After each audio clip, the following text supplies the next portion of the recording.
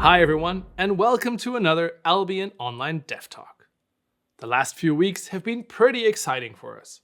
With the launch of the Radiant Wilds update, and with Albion Online now officially available on Xbox, we've completed two major milestones on our roadmap.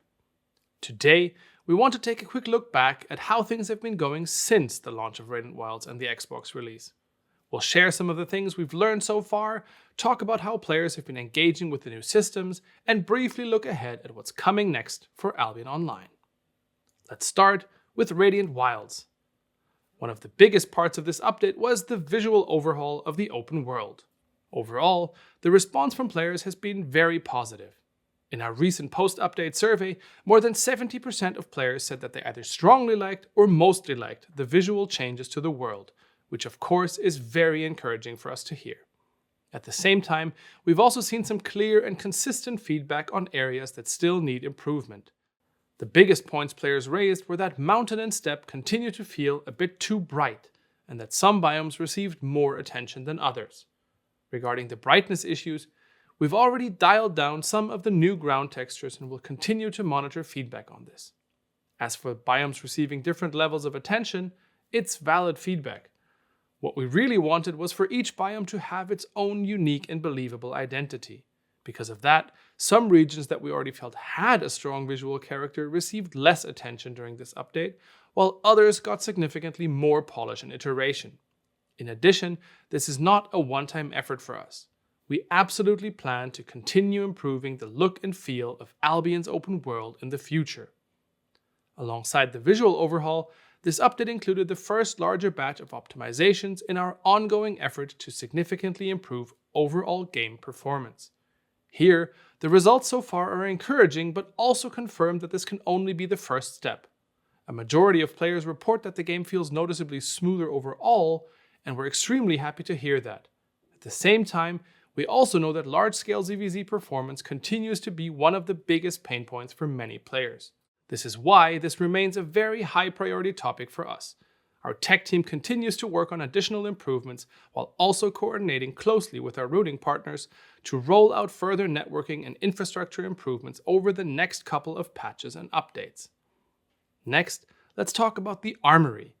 Since its introduction, around 40% of all loadouts created are now being saved directly through the Armory system. One of the most encouraging things for us is that players are exploring a very wide variety of builds rather than simply converging entirely onto a single dominant meta setup. That's exactly the kind of outcome we hope to see. Our main goal with the Armory was to make putting together an effective and fun build much easier and more approachable, especially for less experienced players. And based on the data and feedback so far, we feel the feature is fulfilling that role very well. Of course, we already have additional smaller improvements planned for the system in future updates. Finally, let's briefly talk about the new 1v1 arena mode. Overall, the mode is performing very well, and we're very happy with the player numbers we're seeing so far. One thing we were watching very closely after launch was whether the mode would negatively impact participation in Albion's other solo activities. Interestingly, while we did see a short-term shift immediately after the update, population levels across other solo activities, like Corrupted Dungeons or the Mists, have already largely recovered back to their previous levels. For us, this is a very positive sign. It suggests that the 1v1 arena is primarily being used for exactly the purpose we designed it for, giving players a lower risk environment to get comfortable with PvP before eventually moving into Albion's more dangerous and more rewarding full loot PvP content. To address the elephant in the room, we've also seen many players asking why the 1v1 arena is currently being treated as a limited time mode. For a while now, we've been discussing the idea of rotating certain game modes and activities instead of keeping absolutely everything permanently active. The thinking behind this is that regularly bringing certain modes back can help keep them feeling fresh, concentrate player population more effectively, and also give us space to continue tweaking and improving them between runs. Discussions around this are still ongoing internally, and we will continue to evaluate both player feedback and long-term player data before making larger decisions here. The second major milestone we want to look back on today is the launch of Albion Online on Xbox.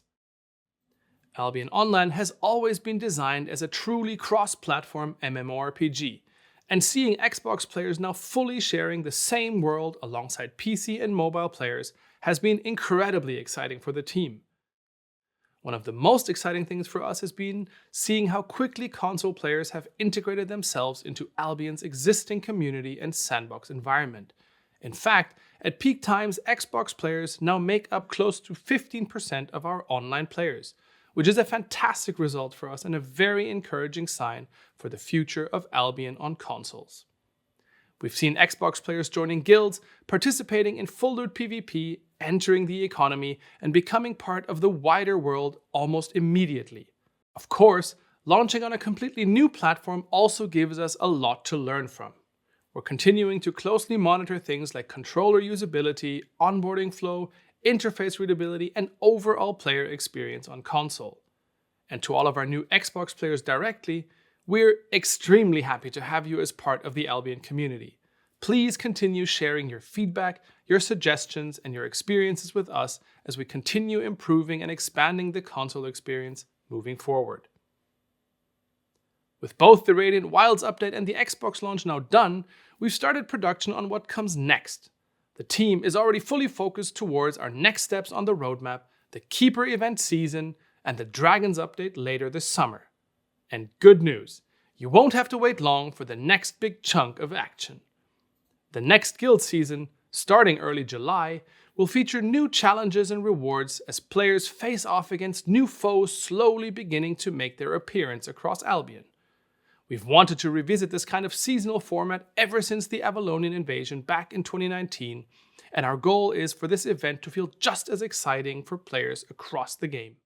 Directly following that event season comes our biggest update this year, which introduces something players have been requesting for a very long time: dragons.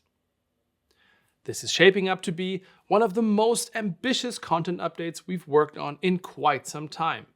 Our goal here is not just to add another creature to the world.